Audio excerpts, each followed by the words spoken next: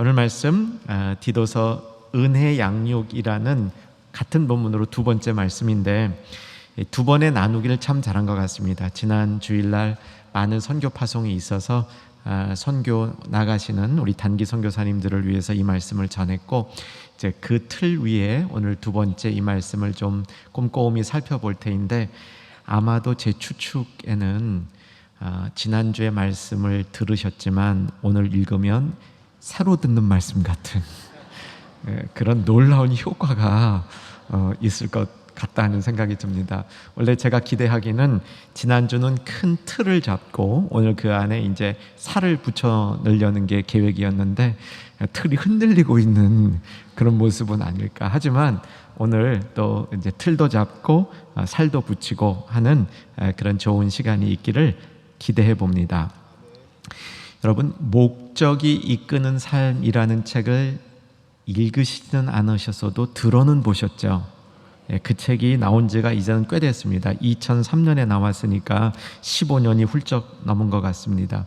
목적이 이끄는 삶 제목 자체가 우리에게 좀 도전이었습니다. 왜냐하면 목적 없이 살아가는 우리들에게 우리의 삶의 목적이 있어야 될 뿐만 아니라 그 목적이 이끌어가는 삶이 돼야 된다. 우리는 내가 목적을 두고 그것을 성취하리라 이렇게 생각을 했는데, 조금 방향을 바꿔서 내 안에 목적을 두신 하나님이 그 목적을 따라 나를 이끌어가는 그 손길에 맡기고 따라가야 된다, 이런 의미에서 제목 자체가 도전이 됐죠. 그 책 내용을 잠깐만 이제 되새김질 해보면, 우리를 자연 상태에서 이끌어가는 것은 하나님의 목적이 아니고 우리가 갖고 있는 죄의식, 원한, 분노, 이거 참 많죠. 우리가 원한, 분노 때문에 우리 인생이 파괴되는 경우 참 많죠. 두려움, 물질, 인정, 이런 것들이 우리를 이끌어가는데, 그런 상태에서 하나님의 뜻이 우리를 이끌어가야 된다, 이런 내용이었습니다. 2017년에 이 앞에 목적이 이끄는 삶을 좀 이렇게 모방한 제목을 가진 책이 나왔는데, 제가 아주 존경하는 미국 보수 장로교단의 아주 좌장격인 목사님, 카바넌트 신학교 교장이신 브라이언 채플, 우리 목사님이 쓰신 은혜가 이끄는 삶이라는 책이 2017년에 나왔습니다. 사실 원제목은 뭐 이렇게 앞에 목적이 이끄는 이런 개념은 아니고 영어를 조금 이렇게 바꿔 번역한 겁니다. 원래 이 브라이언 채플 목사님은 은혜라는 것을 중심으로 쭉 그 평생 목회를 하신 분이거든요. 그래서 그분이 쓰신 또 다른 은혜에 관한 책이다, 이렇게 보시면 됩니다. 이 책에서 은혜가 임하면, 은혜가 우리를 이끌어갈 때, 은혜가 우리를 드라이브 해간다 그러죠. 우리를 몰아갈 때 우리에게 일어나는 가장 중요한 변화는 내 삶의 우선순위에 내 삶의 우선순위가 하나님의 우선순위와 일치된다, 이겁니다. 우리 이런 삶을 원하시죠? 내가 우선순위를 두고 살아가는 그 삶이 하나님이 우선순위와 일치되기를 우리가 바라는 거죠. 근데 일치 안 되면 헛된 삶을 사는 겁니다. 나는 인정받기 위해서, 돈 벌기 위해서 이렇게 열심히 살았는데 하나님의 우선순위는 그게 아니었다면 우리의 삶이 이게 실패되는 거죠. 그래서 은혜가 이끄는 삶은 이제 그런 주제로 쓰여졌는데, 은혜가 이끄는 삶 가운데 제가 아직도 기억나는 부분이 하나 있습니다. 뭐냐면, 우리가 처음에 눈이 안 열리면요, 주변에 이게 좋은 건지 나쁜 건지 구별이 안 된다는 겁니다. 저자는 어떤 예를 들었냐면, 우리나라 말도 잘 모르겠는데, 이 이스라엘 지역에 가보면 돌칼 만드는 아주 강한 돌이 있어요. 그 돌을 다듬으면 칼이 돼요. 그래서 지금도 그 돌을 이렇게 조금만 갈면요, 이게 칼처럼 쓸 수 있는 그 돌들이 있거든요. 돌 이름을 우리말로 뭔지 모르겠습니다. 저도 직접 경험한 건데요, 이스라엘에 가보면 그런 돌들이 제법 많습니다. 처음에 눈이 안 열리면 하나도 안 보여요. 그런데 눈이 열리면요, 그 돌들이 제법 많이 보여요. 이게 그거예요. 은혜도요, 눈이 열리면 하나님의 은혜가 많이 보이는데, 눈이 안 열리면요, 은혜가 없는 것 같아요. 주변에 은혜가 없는 것 같습니다. 자, 오늘 저녁에 사모하십시다.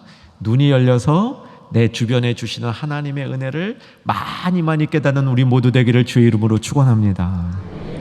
자, 이제 본문으로 돌아와 보면 이 본문이요, 디도서 전체에서 제가 볼 때는 가장 우리가 붙들고 있어야 될 가장 교훈 면에서 탁월한 가르침입니다. 그래서 두 번에 나눠 하는데, 제가 디도서에서 만약 설교 한 편만 할 수 있는 기회가 주어진다면 저는 당연히 이 본문입니다. 이 본문 다시 한번 봐주시면 11절 같이 읽겠습니다.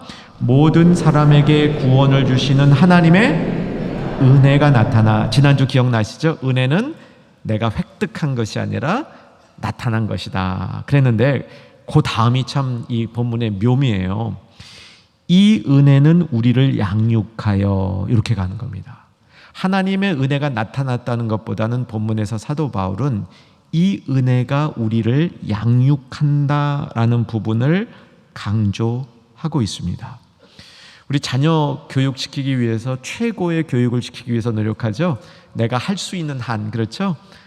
내가 할 수 있는 한 우리 자녀들에게 최선의 교육을 시키시고 싶으시죠? 다 그렇잖아요.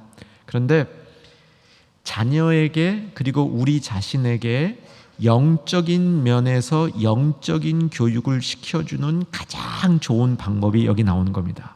뭐가 우리를 양육할 때? 은혜가. 이게요, 하나님의 은혜가 나타나 그 은혜가, 주어가 은혜가 된 겁니다. 은혜가 우리를 양육한다. 은혜 양육 한번 받으시기를 소망하는 오늘 저녁이 되라는 겁니다. 이 본문이에요. 내가 한번 은혜로 양육받으리라. 그래서 최고의 영적 교육을 받아보리라. 이 하나님이 주시는 그 가르침을 우리가 잘 받을 때 그렇게 되는 거죠. 자, 이제부터 이제 읽는 본문은 제 안내를 따라 읽으시면 조금 도움이 많이 됩니다. 은혜가 양육할 때 어떤 방식으로 은혜가 양육하는가, 세 가지로 나타나는 겁니다. 첫째는 버릴 것을 가르쳐주고, 두 번째는 붙들고 살 것을 가르쳐주고, 세 번째는 기다리며 살아야 될 것들을 가르쳐주는데, 이게요, 전개 방식은 지금 12절 후반절에 버릴 것, 13절에 붙들 것, 13절 후반부에 기다리며 살 것, 이렇게 이제 분리가 되는데, 원래 그 원어를 보면요, 가장 중요한 것은 붙들며 살 것, 두 번째 게 가장 중요한 겁니다. 은혜가 우리를 양육할 때 무엇을 붙들고 살아야 되는지를 가르쳐주고, 거기에 덧붙여서 붙들고 살아야 될 것이 있으니까 버리고 살아야 될 것, 그 다음에 기다리며 살아야 될 것, 이런 게 있다라는 겁니다. 이제 틀 잡으셨죠? 이거 원래 지난주에 한 겁니다, 이 틀이. 근데 날마다 새로우시죠? 자, 이제 그 내용들을 약간 이제 암송하듯이, 암기하듯이 머릿속에 넣는 겁니다. 버릴 것이 뭐냐, 12절을 읽으면서 버릴 것이 무엇인지를 찾아봅시다. 우리를 양육하시되 경건하지 않은 것과 이 세상 정욕을 다 버리고, 여기까지. 경건하지 않은 것과 이 세상 정욕을 버려야 되는 겁니다. 자, 저를 봐주세요. 버릴 건 뭡니까? 경건하지 않은 것과 이 세상 정욕. 되셨죠? 자, 그 다음 계속적으로 12절 뒷부분 읽어갑니다. 읽겠습니다. 신중함과 의로움과 경건함으로 이 세상에 살고. 자, 붙들고 살아갈 게 세 개 있었죠? 신의경이었습니다. 그렇죠? 신의경씨 충영교회 안 계셨나 봐요. 지난주에 신고가 없었습니다. 신의경, 신중함과 의로움과 경건함을 붙들고 살아가는 겁니다. 자, 13절 기다릴 것입니다. 읽겠습니다. 복스러운 소망과 우리의 크신 하나님 구주 예수 그리스도의 영광이 나타나심을 기다리게 하셨으니. 자, 기다릴 것을 요약하면요, 여태까지 수식어들을 다 빼버리면 소망과 나타나심, 주요 수식어만 첨가하면 복스러운 소망과 영광이 나타나심. 다 밑줄 긋거나 동그라미 치셨어야 됩니다. 되셨습니까? 자, 한 번 더 복습해 보겠습니다. 자, 버리고 살 것 무엇이지요? 경건하지 않음과 이 세상 정욕. 붙들고 살아갈 것 신중함과 의로움과 경건함. 기다리며 살아갈 것 복스러운 소망과 영광의 나타나심. 요거를요, 기억하시면서 삶 속에 적용하는 겁니다. 이게 은혜 양육. 은혜가 우리를 양육할 때 우리는 버릴 것이 무엇이며 붙들 것이 무엇이며 기다리고 살 것이 무엇이다. 성경의 내용은 이러하다. 이 내용을 우리가 잘 숙지해 보는 겁니다. 준비되셨습니까? 그럼 가겠습니다. 버리고 살아야 될 것이 경건하지 않음과 세상 정욕. 요거는 하나하나 풀이하면 너무 복잡해져요. 그래서 뭉뚱그려 할 거예요. 원어를 보면 경건하지 않음. 요거 이제 불경건이거든요. 불경건. 이 불경건은 단수이고 세상 정욕은 복수입니다. 그러니까 우리가 경건하지 않은 것으로부터 세상 정욕이 온갖 정욕이 다 생긴다는 거예요. 세상에 속한 정욕들은 그 근원이 뭐냐면 경건하지 않은 데서 시작된다는 겁니다. 이 경건함은 디모데전서, 디모데후서, 디도서에 굉장히 중요한 가르침입니다. 몇 번이 더 나옵니다. 우리 경건에 이르는 유익에 관해서도 나오고 디모데후서 전서 4장에 가면 많이 나오니까 이제 그때 다루기로 합니다. 몇 번을 다루게 돼요. 근데 오늘 여기서 꼭 염두에 둘 것은 경건하지 않은 것, 이것으로부터 온갖 세상 정욕이 나오는데, 그럼 경건하지 않은 것을 한마디로 요약하면 뭐냐? 하나님께 자꾸 멀리 되는 거예요. 하나님부터 멀어지는 거예요. 경건한 건 뭐예요? 하나님께 가까워지는 거예요. 그래서 하나님과 멀어지는 것이 모든 경건의 요소인데, 사실은요, 우리 죄성 그러잖아요. 회개합시다 그러는데, 우리 회개하면서 좀 안 되는 것들이 뭐냐면, 우리는 회개할 때 굵직한 죄만 잡고 가지고 회개하려고 그러니까 내가 죄진 게 별로 없는 것 같은 거예요. 그렇죠? 굵직한 거 갖고 얘기를 하니까, 나쁜 짓 구체적으로 한 거 이것만 갖고 얘기하니까. 그런데요, 우리가 하나님과 멀어지게 하는 많은 요소들, 이게 다 죄성들이에요. 그러니까 다른 사람 생각할 때 맨날 비비 꼬여가지고 그냥 생각을 하거나 무슨 일이 있을 때마다 마음이 비비 꿰여 있는 거 있잖아요. 이게 하나님과 가까운 모습입니까? 가까운 모습이 아닙니까? 답 못하시는 분들은 그런 분들인 줄로.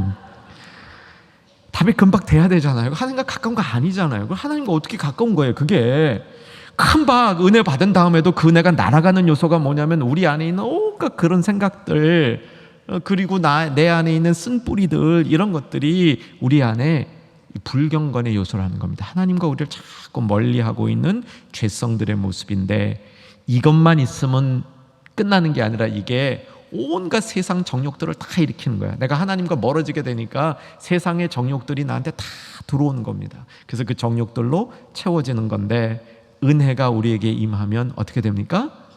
이런 것들을 버릴 수 있게 되는 겁니다. 사랑하는 여러분, 은혜를 사모하시기를 주 안에서 축원합니다. 우리 아까 우리 파송 기도할 때도 아마 우리 성도님들 중에 제일 많은 기도가 그렇게 은혜 붙들고 기도하셨잖아요. 그렇죠? 그 은혜가 나를 양육할 때 버릴 것이 뭐냐 기억하셔야 됩니다. 불경건한 것을 버리고 그 불경건한 것 하나 딱 버려버리면 세상에 있는 온갖 정욕들도 다 버릴 수 있는 그 힘이 생긴다는 겁니다. 자, 이제 붙들 것 이야기합니다. 붙들 것이 신의경시, 신중함과 의로움과 경건함. 여기 경건함이 또 나오죠. 근데 원어로 보면 이것이 명사가 아니라 부사예요. 우리가 사는데 어떻게 살아야 되느냐? 신중하게 살고. 어떻게 살아야 되느냐? 의롭게 살고. 어떻게 살아야 되느냐? 경건하게 살고. 이게 부사로 설명되고 있습니다. 그러니까 은혜가 우리를 양육할 때 은혜는 우리에게 뭘 가르쳐 주냐면 사는 법을 가르쳐 주는 겁니다. 세상에 어떻게 살아야 되는지를 가르쳐 주는 게 은혜인 겁니다. 그러니까 우리가 은혜를 생각할 때, 은혜가 이끄는 삶을 생각할 때, 그 은혜는 정말 내 마음을 편안하게 해주는 감정적 요소에 끝나지 않는다는 겁니다. 그 이상의 것이라는 겁니다. 우리는 은혜 받았다 그러면 그것을 기분 좋아졌다 이렇게 등식화하는 거죠. 은혜 받았다, 기분 좋아졌다. 이거는 좀 다소 감정적인 신앙의 모습인 거죠. 여러분, 은혜 받았다는 것은 기분 좋은 것을 분명히 포함하고 있습니다. 내가 은혜 받으면 기분이 시원해지는 건 맞습니다. 은혜 받으면 없던 힘도 나게 되고요, 사람도 예뻐 보이고요, 그 은혜 받으면 다 좋은 건 무조건 맞습니다. 그런데 거기서 끝나는 게 아니고 은혜는 우리를 어떻게 살아가는가, 살아가는 방식까지를 가지고 우리를 이끌어주고 양육하는데, 자, 그 방식이 신중하고 의롭고 경건하게 우리를 살도록 한다는 겁니다. 자, 경건함은 나중에 한다 그랬죠. 이 신중함도 몇 번 반복해야 됩니다. 전에 한 번 우리가 하긴 했어요. 이 신중함 그러면서 제가 헬라어 하나 얘기해 드렸습니다. 그냥 헬라어로 알아두시는 게 좋겠다. 뭐 거의 기억 못 하실 거예요. 그냥 제가 새로운 마음으로 하겠습니다. 소프론이었어요. 그렇죠? 이 소프론 한번 따라 하실까요? 소프론. 네, 요게 신중하다라는 그 헬라어예요. 그러니까 뭐 여기서 이제 뭐 변형이 조금 되는데, 사랑하는 여러분, 이게 많이 나와요. 굉장히 많이 나옵니다. 이제 여러 차례 나오는데 사실 한 번 나왔어요. 근데 제가 지나갔어요. 어디서 나오는지 확인할게요. 디모데전서 지난주 말씀에 기도 4가지 기도. 또 새로우세요? 이건 아니죠. 4가지 한번 합시다. 시작. 간구와 기도와 도고와 감사. 이거는 되시죠? 네. 믿습니다. 자, 2장 1절로 가보시면 그 성경 피셔요. 디모데 전서로 가서, 디도서 앞으로 가면 디모데 전서 되죠. 338쪽입니다. 338쪽 보시면 거기 그 2절에 임금들과 높은 지위에 있는 모든 사람들을 위하여 하라. 이는 우리가 모든 경건과 단정함으로, 요 안에도 그 의미가 포함되어 있어요. 그리고 이제 3장, 디모데전서 3장에 가면 장로님들의 장로님들이 가져야 될 덕목, 거기 보면 신중하고 3장 2절에 나오게 됩니다. 뒤에 또 디도서 2장에 가도 또 나와요. 이게 여러 번 나옵니다. 이게 신중하고. 그러니까 이게 뭐냐면요, 믿는 사람들이 정말 믿는 사람답게 살아가고 교회에서 지도력을 가지고 살아갈 때 생기는 성품 중에 하나가 신중함입니다. 교회 지도자들은 이 신중함이 있어야 됩니다. 그리고 오늘 예배드리는 사랑하는, 또 주님을 사랑하는 우리 충현의 가족들은 내 안에 믿음의 성품으로 신중함이 있기를 사모하기를 권해드립니다. 이 신중함이란 게 뭐냐, 그 내용들을 조금 살펴가면 이 신중함이라는 게 좀 조금 복잡하지만 듣고 또 듣고 듣고 또 듣고 이 방법밖에 없어요. 그러니까 제가 보니까 듣고 까먹고 한 서번 하다 보면 어느 순간에 이게 안 까먹어져. 그게 지금 좋은 그 은혜 양육법이라 이런 생각이 들어요. 그래서 이제 그렇게 해볼 테인데, 이 신중함 속에 담겨 있는 것은요, 이 신중함 속에는 자제력이 담겨 있습니다. 자제력. 신중하려면 자제력이 있어야 되죠. 내가 나 자신의 분노, 나 자신의 이런 이 원한 이런데 이끌리지 아니하고 나 스스로를 절제하고 스스로를 다스릴 수 있는 능력이 있는 건데, 자 보세요. 세상에서는 그것을 다루기 위해서 세상 방법이 있잖아요. 자제력을 키우기 위해서 세상에 하는 그 훈련법이 있잖아요. 그렇죠? 그런데 우리 하나님의 사람들에게는 그 훈련을 누가 시켜준다? 은혜가 시켜준다.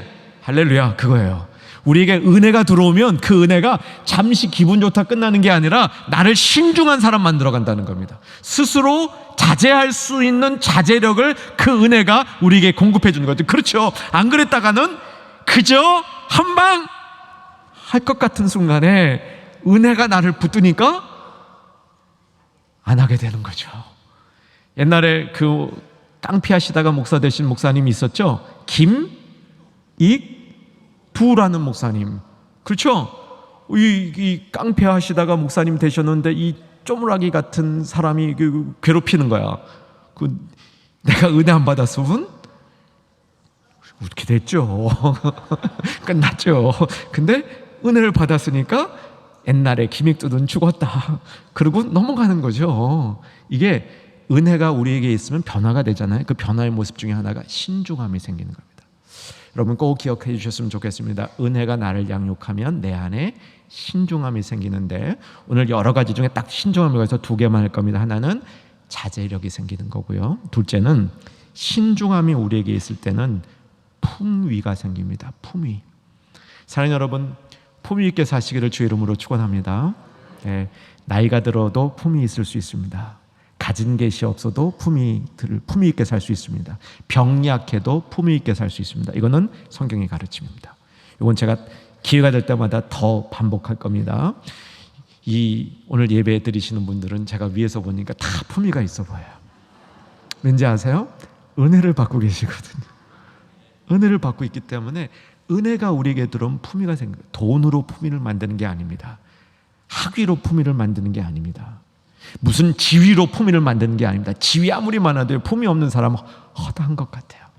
그런데 품위 있는 사람은 어떻게 품위가 있느냐? 은혜가 양육하여서 스스로가 절제되는 삶을 은혜의 힘으로 살아갈 때 그 삶에 품위가 있는 겁니다. 소망하시기를 주의 이름으로 축원합니다. 아멘 하신 분들 반드시 그렇게 되리라 믿습니다. 굉장히 중요한 겁니다. 이게 이 전체 바른 교훈 가운데 신중함이란 단어는 뺄 수 없는 겁니다. 다시 한번 복습합니다. 붙들고 살아야 될 것 세 가지. 시작. 신중함과 의로움과 경건함. 이제 세 번째로 넘어갑니다. 기다려야 할 것. 다시 이제 성경 말씀으로 돌아오면 13절 읽겠습니다. 좀 길죠? 다시 한번 읽겠습니다. 읽으면서 중심되는 거 꼭 동그라미 치고 가시기 바랍니다. 기다려야 될 것 두 가지. 시작. 복스러운 소망과 우리의 크신 하나님 구주 예수 그리스도의 영광이 나타나심을 기다리게 하셨으니. 여러분, 은혜는요, 우리로 하여금 기다리는 삶을 살게 합니다.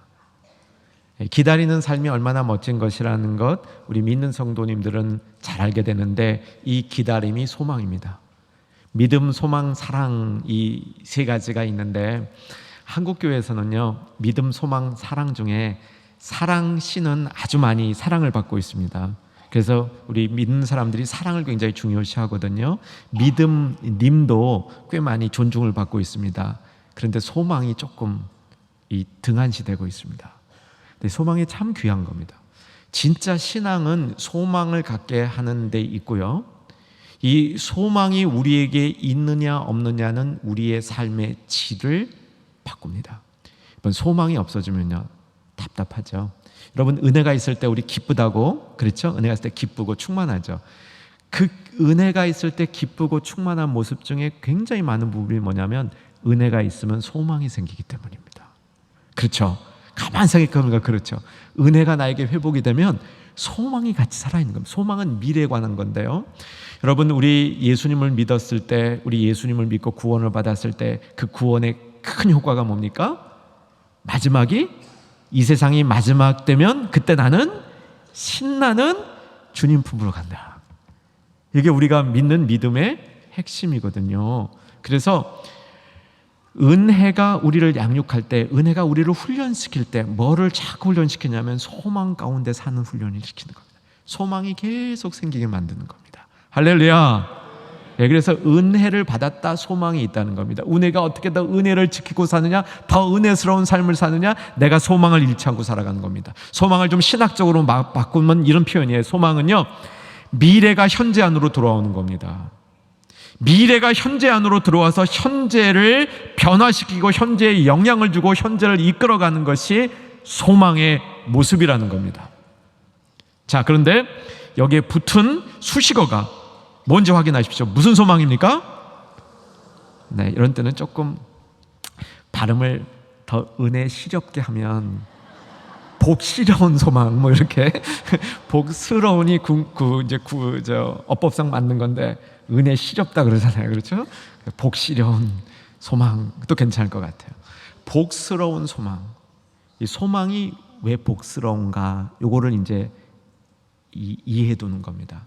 사랑하는 여러분, 이제 복에 대해서도 이해하는 방법이 많은데, 오늘 이 저녁에 복스러운 소망할 때 이 복스럽다는 게 뭔지를 좀 나누려고 합니다. 소망이 늘 좋은 것이고 은혜가 늘 좋은 것이듯이 복스럽다는 것도 참 좋은 겁니다. 그렇죠? 그래서 또 축복하겠습니다. 오늘 축복이 참 많습니다. 사랑하는 충현의 가족들, 복스러운 성도 되시기를 주의 이름으로 축원합니다. 네, 복스러워야 됩니다. 근데 이 복이라는 게 뭐냐면, 복은 하나님의 통치를 받는 겁니다. 하나님의 통치를 받는 게 복입니다. 그래서 하나님과 관계를 맺는다, 우리 그러죠. 하나님과 좋은 관계 이렇게 하나님과 관계를 맺는다는 게 뭐냐면 하나님의 통치를 받는 거예요, 사실요. 하나님이 우리를 주권적으로 통치하는 것이 이게 복을 받는 거거든요. 자, 팔복 여러분 아시죠? 팔복을 한번 같이 피십시다. 마태복음 5장이죠. 팔복으로 갑시다. 마태복음 5장 3절부터 시작이 되죠. 마태복음 5장 3절. 팔복을 보시면, 암송하시는 분들은 암송하셔도 돼요. 자, 팔복 보시면 5장 3절, 마태복음 5장 3절. 자, 첫 번째 복 같이 봅니다. 시작. 심령이 가난한 자는 복이 있나니 천국이 그들의 것이며. 다음 복. 애통하는 자는 복이 있나니 그들이 위로를 받을 것이며. 다음. 온유한 자는 복이 있나니 그들이 땅을 기업으로 받을 것이며. 다음. 의에 줄이고 목마른 자는 복이 있나니 그들이 배부를 것이며. 계속. 긍휼히 여기는 자는 복이 있나니 그들이 긍휼히 여김을 받을 것이며. 마음이 청결한 자는 복이 있나니 그들이 하나님을 볼 것이며. 화평케 하는 자는 복이 있나니 그들이 하나님의 아들이라 일컬음을 받을 것이며. 의를 위하여 박해를 받는 자는 복이 있나니 천국이 그들 것입니다. 여러분, 이 복을 보면서 이 복의 내용을 한마디로 요약하면 여기 나오는 복은 반전의 복입니다. 심령이 가난한 자가 복이 없을 것 같은데 반전에서 복이 있는 겁니다. 그 반전이 어떻게 일어나냐면 천국이 그들의 것이다. 애통이 하는 자가 무슨 복이 있는 겁니까? 그렇죠? 반전이 일어나는 겁니다. 애통이 하는 자는 위로를 받을 것입니다. 이 내용이 계속되고 있는 겁니다. 그렇죠? 그래서 복은요, 반전이라고도 말하는 건데, 이 반전의 의미가 뭐냐면 하나님의 통치인 겁니다. 하나님의 통치. 하나님이 주권적으로 통치하실 때 그 삶에 반전이 일어나는 겁니다. 제가 윤동주 시인의 팔복을 읽어드리겠습니다. 윤동주 시인의 팔복, 어떤 팔복인지 한번 들어보세요. 제가 언젠가 몇 주 전에 했던 수준이 떨어지는 시에 해당합니다. 윤동주 시인의 시인데 수준이 좀 떨어지는 것 같아요. 어쨌든 들어보시기 바랍니다. 슬퍼하는 자는 복이 있나니, 슬퍼하는 자는 복이 있나니, 슬퍼하는 자는 복이 있나니, 슬퍼하는 자는 복이 있나니. 8번 계속되는 겁니다. 그래서 팔복이에요. 네. 슬퍼하는 자는 복이 있나니 8번 계속 반복된 다음에 마지막에 저희가 영원히 슬플 것이요. 이상한 시죠. 수준 떨어지는 시 맞지 않아요, 그렇죠? 윤동주 시인도 이렇게 수준 떨어지는 시를 써요. 네? 슬퍼하는 자는 복이 있나니, 슬퍼하는 자는 복이 8번 하는 동안 우리는 뭐를 기대하냐면 반전이 일어날 걸 기대하는 거예요, 그죠? 왜냐하면 예수님의 팔복에 보니까 반전이 일어나거든요. 반전이 일어날 걸 기대하는 거예요. 그런데 저희가 영원히 슬플 것이요. 반전이 안 일어난 거예요. 이게 시가 여기에 깊이가 있는 겁니다. 그런데 결국 윤동주 시인은 뭘 얘기하는 거냐면 반전이 안 일어나도 그의 영혼 속에서는 반전이 일어난 거예요. 삶 속에서는 반전이 안 일어나도 그의 영혼 속에서 반전이 일어났으니까 삶의 반전이 안 일어나도 감사합니다, 그 뜻이에요. 제가 좀 무리하게 해석했나요? 저는 그렇게 보이는데. 예.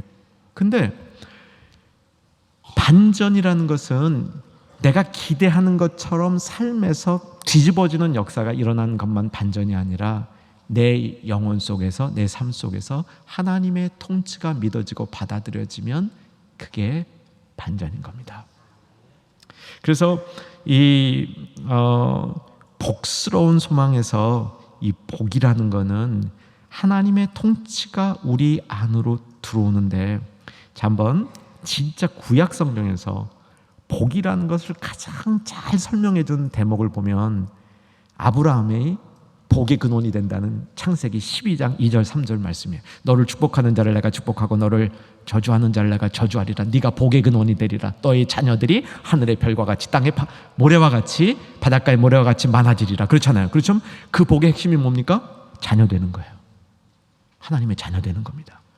하나님의 통치를 받으면서 하나님의 자녀가 되는 것이 복의 핵심인 겁니다. 자, 복스러운 소망이 그럼 뭡니까? 하나님의 자녀로서 영생을 상속하게 되는 것이 복스러운 소망의 핵심이 되는 겁니다. 이 대목에서 로마서 8장 32절을 찾아보십시다. 250쪽 로마서 8장 32절. 로마서 8장 32절. 로마서 8장 32절. 250쪽 부분 보시기 바랍니다. 같이 읽겠습니다. 시작.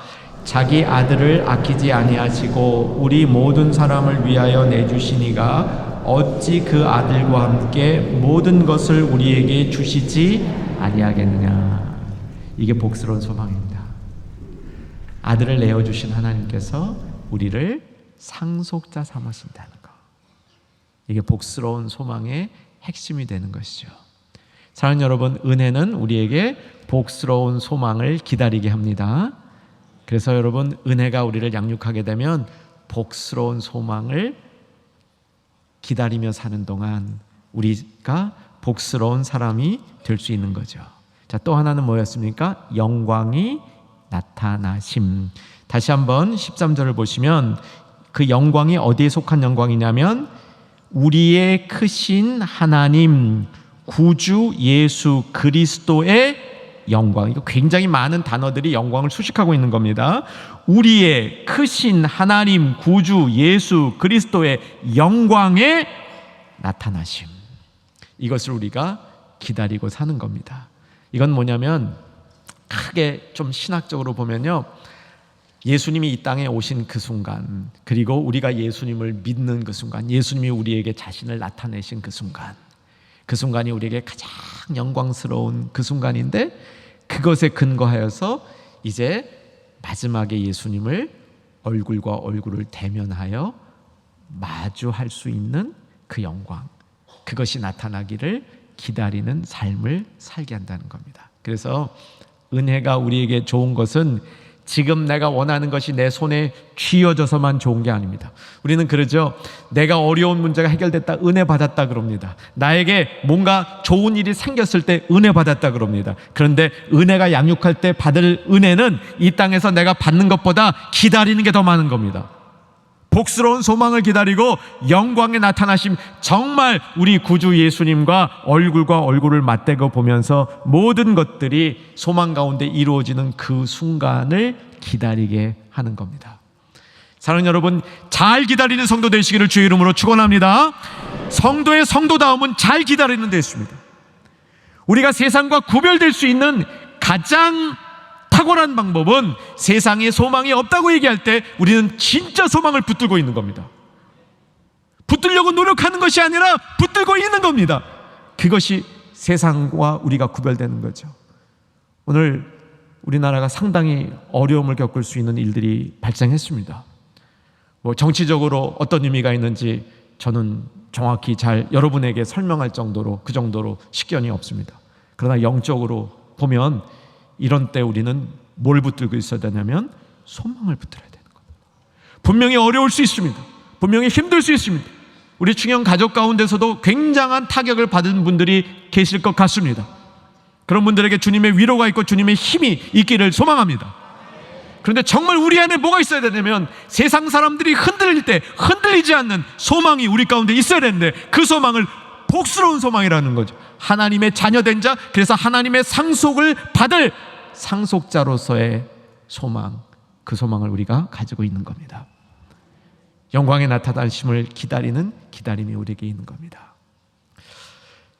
자, 14절로 가면 14절은 예수 그리스도의 영광에 나타나심, 바울이 이렇게 쓰다 보니까 이 사도 바울이요, 굉장히 감성적으로도 탁월하신 분 같아요. 그래서 이게 조금 은혜 받으면 울먹울먹 하시는 분들 있죠.